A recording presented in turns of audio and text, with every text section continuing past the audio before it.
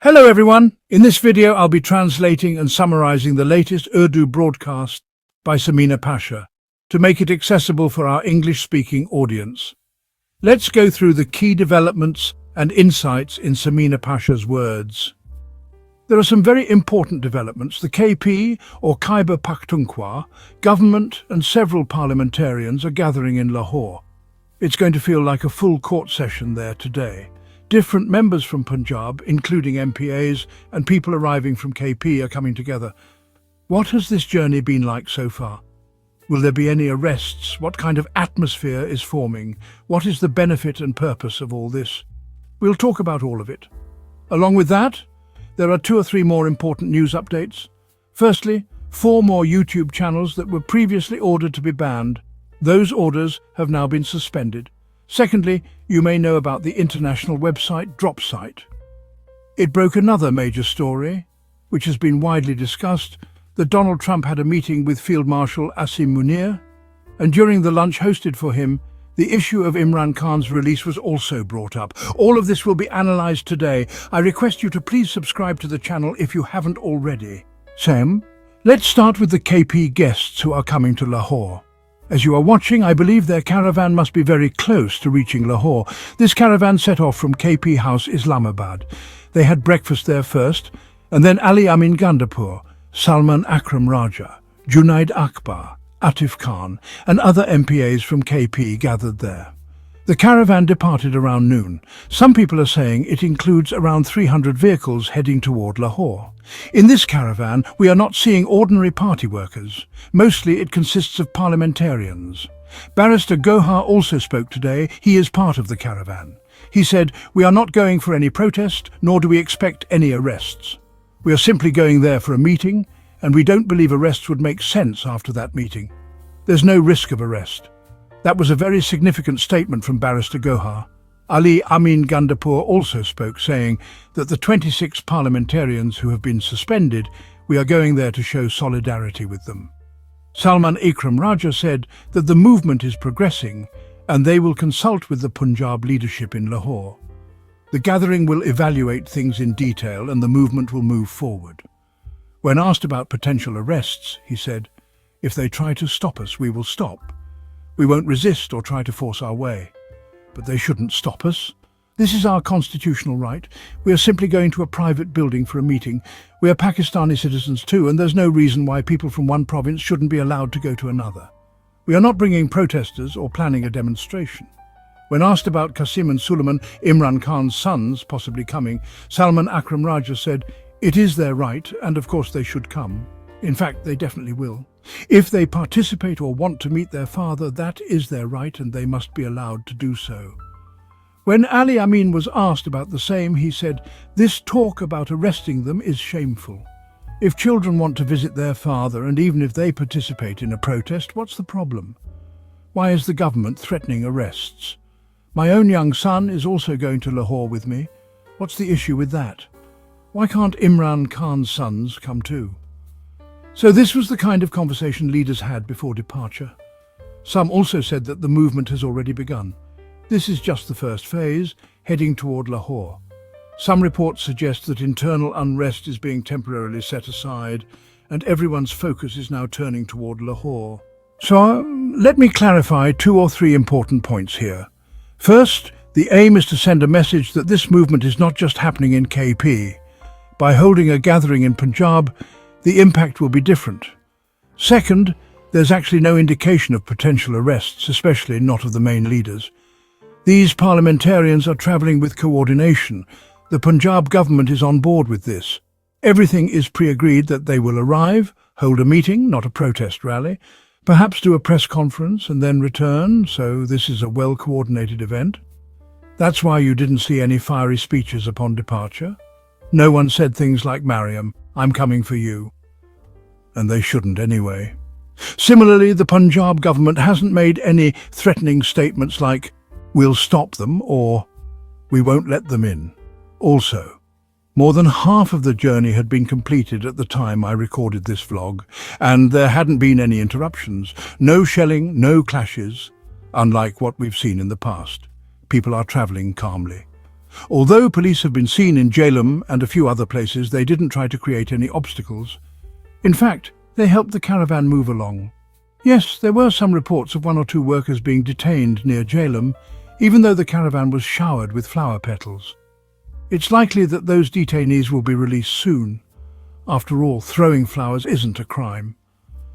In some areas of Punjab, raids were reportedly conducted, but those were not directly related to today's event. Those were likely in anticipation of potential future protests and to prepare for that. Some homes of party workers and leaders were raided as part of that effort. In Jhelum, the caravan paused briefly, and Ali Amin Gandapur spoke again. After that, the caravan continued on. As I mentioned, there were no roadblocks, no resistance. This suggests that the Punjab government is not opposing this and does not intend to create problems. This is a pre-arranged, mutually coordinated political event, and to be honest, there's nothing wrong with that. In fact, it's a good thing. Political groups should be given space. If they want to come and hold a meeting, why not? That's their right. And if they are coordinating with the authorities, there's nothing wrong with that either. It's much better than the alternative. Confrontations, arrests, baton charges. If political forces can engage with some coordination, that's a positive sign.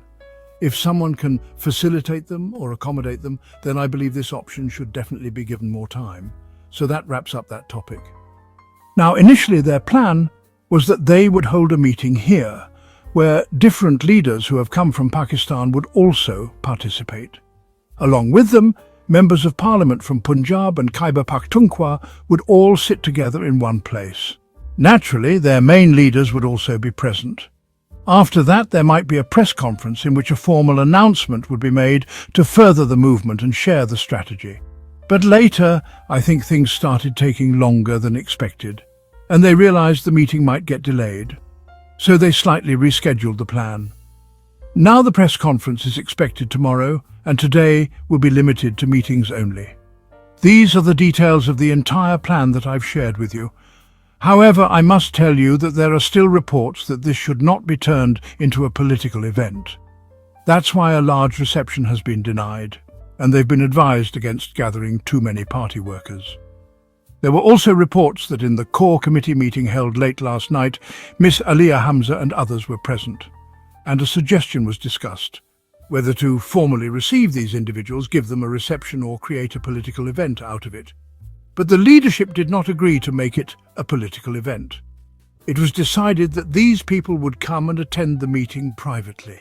The location hasn't been disclosed and will only be revealed at the last moment, so all these arrangements have been made. But I believe that merely inviting MPs is not enough if this is being called a parliamentary committee meeting. In my opinion, it's also necessary to consult other party members, even if they are in jail and can't attend. Consultation should be arranged. Likewise, there should be consultation with other office holders. Aliyah Hamza and others, though not part of the parliamentary committee or formally in the party, currently manage the entire organisation of Punjab, so their role is very significant.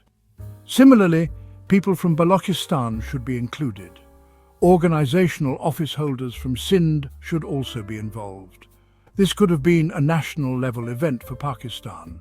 For now, they've tried to give the impression that this movement will be launched from Punjab and Lahore. Now coming to 4 additional YouTube channels, their representatives have also arrived. 2 channels were previously at risk of being shut down due to a court decision. That order was challenged, and then the session judge suspended the decision, granting relief to Matula Jan and Asad Tor. Based on that precedent, 4 more individuals approached the court. Among them are the Naya Pakistan channel, Abdul Qadir's channel, he is a senior reporter, and Auria Makbul Jan's channel. The suspension order has now also applied to these channels. As I had mentioned earlier, once a precedent is set, others also benefit. Now let me share with you an important story, the Drop Site story. This is the same website run by Ryan Grimm and others who are known for publishing anti-establishment stories. According to them, during a lunch meeting between Donald Trump and Field Marshal Asim Munir, the issue of Imran Khan's release was also discussed. They claimed that Trump suggested resolving matters related to Imran Khan, including his release. Trump reportedly said that during his election campaign, many of his associates, some of whom are in Pakistan and supported him, are committed to this cause and want this issue resolved for the better. So they suggested steering the situation in that direction. These statements, according to the website, were attributed to Trump. Now, if you ask for my analysis, I see two possibilities. First, the story might be fake or incorrect, and perhaps there was no discussion about Imran Khan's release, as was claimed earlier. That's one possibility. The second possibility is that the discussion actually took place. If the story is true, then, in my view, the establishment seems to benefit more from this narrative. That's because it would give the impression that, even when Trump made the request, the establishment didn't immediately comply. They didn't say yes, sir, or absolutely. Rather, they waited and deliberated. As government officials had also stated earlier, they'd consider things on their own terms and wouldn't accept outside pressure. So if this really happened, we haven't seen any improvement in the situation since that meeting. In fact, things have gotten worse. Imran Khan is no longer allowed to meet anyone. His court hearings have been suspended. His access to newspapers and TV channels has been cut off. The requests for suspension of his convictions aren't even being heard anymore. He's not being granted bail, and hearings for his bail are not taking place. Given all this, there's no evidence that any progress has been made due to Trump's message. So either the story is false, or if a message was conveyed, the establishment didn't feel any pressure to act on it. So that's how the situation appears. Speculation will continue, but if anyone thinks that efforts are underway, through some back door, to release Imran Khan, then there's no visible sign of that right now. We'll have to see if some kind of protest movement develops that creates enough pressure for negotiations to begin. That would be a different scenario. But for now, neither from the government's behavior, nor from the courts, nor from any establishment actions, do we see any space being created for a breakthrough. In fact, it seems the opposite. Well, one factor that may become more important in the future is the expected arrival of Imran Khan's sons in Pakistan and their visit to the United States. Some information suggests that important meetings are planned for them in the United States with key individuals. Depending on the outcomes of those meetings, it will be decided whether they will come to Pakistan or not. And if they do, the next steps regarding their visit to Pakistan will be considered. That wraps up our translation of Samina Pasha's video. I hope this English version helped you understand her message better. Please like, share and subscribe to Awami Lens to help our community grow.